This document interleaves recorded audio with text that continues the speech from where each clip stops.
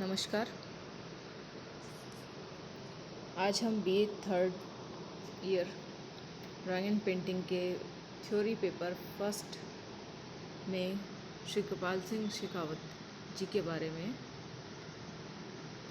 उनके जीवन और कार्य के बारे में पढ़ेंगे। श्री कृपाल सिंह शेखावत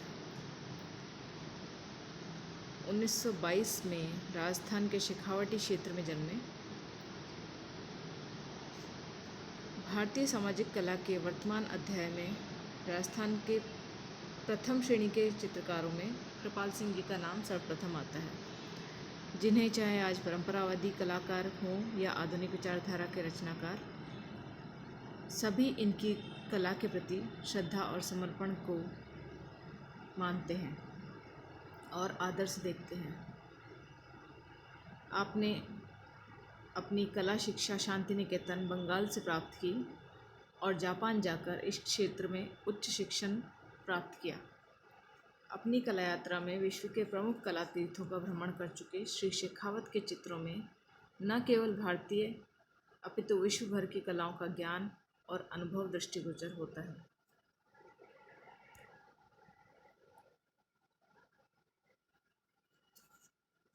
कृपाल सिंह शेखावत ने सर्वप्रथम भूर सिंह शेखावत से कला की आरंभिक शिक्षा लेते हुए यथार्थ चित्रण गहराई से सीखा और वे शांति निकेतन जाकर विनोद बिहारी मुखर्जी जी के सानिध्य में प्राकृतिक रूपों और आकृति की सूक्ष्मता से रूबरू हुए। उन्होंने वहाँ नंदलाल बोस जैसे कलाकर्मियों के कार्यों का अध्ययन किया, जो स्वयं बौद्ध व जापानी कलाकारों से अत्यंत प्रभावित थे। इस काल के कृपाल सिंह जी के चित्र उक्त सभी गुरुओं और उनकी कार्य पद्धति व हमारी प्राचीन चित्रमूर्ति व वास्तुशिल्पों का प्रभाव लिए हुई थी, जिनमें भरत द्वारा राम की चरण पादुका ले जाना और बुद्ध का गृह त्याग जैसे प्रतिनिधि चित्र प्रमुख रहे। 1955 से 65 का काल कृपाल सिंह जी के कृतित्व का स्वर्ण युग माना गया। इस दशक में वॉश पद्धति, टेम्परा आदि पद्धतियों में विभिन्न माध्यमों और फलकों पर लगभग 400 चित्र आपने चित्रित किए। इतनी संख्या में चित्र बनाने से इस मौलिक कृपाल शैली का रूप निखरा, जिनकी रेखाएं कोमल और प्रवाही, विषय व भावों का सही रूप, शुद्ध व मिश्रित रंगों का सुंदर सामंजस्य अपनी अलग पहचान दर्शाता है। बौद्ध, राजपूत, बंगाल व जापानी शैली के तत्वों का सम्मिलित रूप आपके चित्रों में देखने को मिलता है। 1965 के बाद कृपाल सिंह जी ने टेम्परा व भित्ति चित्रों की बजाय ब्लू पॉटरी के पात्रों पर अभिव्यक्ति करना शुरू कर दिया। इन पात्रों पर राजस्थान के लोकनायक व नायिका, उनके प्रसंगों, रामकृष्ण की मनमोहक छवियों, मुगल व ईरानी ज्यामितीय आकारों का सुंदर अलंकरण व विभिन्न पशु पक्षियों व कमल पुष्पों आदि के अभिप्रायों का अंकन विशेष रूप से देखने को मिलता है। इसके अतिरिक्त प्रकृति चित्रण में राजपूत और पहाड़ी के साथ ईरानी शैली का सम्मिलन इनके कृतित्व में दिखाई पड़ता है। अधिकतर गहरे रंग के पृष्ठभूमि में हल्के व विपरीत रंगों का प्रयोग इन्होंने किया।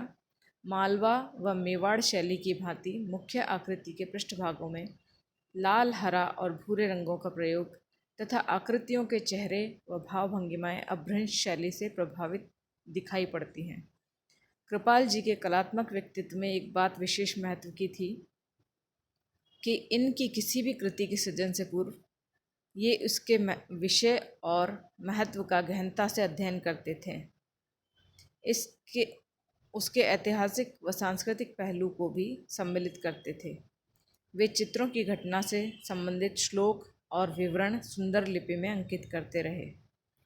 रामायण श्रृंखला के रेखा चित्रों के सृजन से पहले इन्होंने इंडोनेशिया व प्राचीन भारतीय मूर्तिशिल्प का अध्ययन किया बौद्ध धार्मिक चित्रों की रचना के लिए बौद्धकालीन मूर्ति व चित्रों का गहन अध्ययन करने के पश्चात उन्हें चित्रित किया। इस प्रकार कृपाल जी न केवल टेम्परा व भित्ति चित्रण में अपितु ब्लू पॉटरी की कला में भी पारंगत रहे। ब्लू पॉटरी की पहचान कृपाल सिंह जी के नाम से ही की जाती है। कला के विकास, प्रयोग और व्यक्तित्व के पक्ष में कृपाल जी ने कहा, मैं स्वयं रूढ़िवादी पारंपरिक कलाकार नहीं हूँ, मैं विकास में विश्वास करता हूँ। कृपाल जी का यह मत रूढ़िवादी परंपरागत कलाकारों की श्रेणी से अलग आज के समसामयिक कलाकारों की सोच और उनकी पहचान में विशेष स्थान स्थापित करने वाला है। 1974 में आपको भारत सरकार द्वारा पद्मश्री से सम्मानित किया गया। सन 2002 में शिल्प गुरु की उपाधि से भी नवाजा गया।